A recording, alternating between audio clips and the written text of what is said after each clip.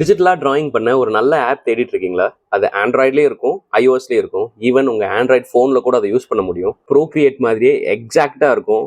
And also it's completely free. அந்த ஆப்ப பத்தி தான் இன்னைக்கு நம்ம பேச போறோம். டிராயிங்ல இன்ட்ரெஸ்ட் இருக்கிறவங்களுக்காக 30 டிப்ஸ் இன் 30 ரீல்ஸ்னு சீரிஸ் ஸ்டார்ட் பண்ணி இன்னைக்கு reel number 19 app for digital drawing. அந்த அப்ளிகேஷன் பேரு ஹை பெயிண்ட். இது ப்ரோக்ரியேட் மாதிரியே எக்ஸாக்ட் ரெப்ளிகாவா இருக்கு.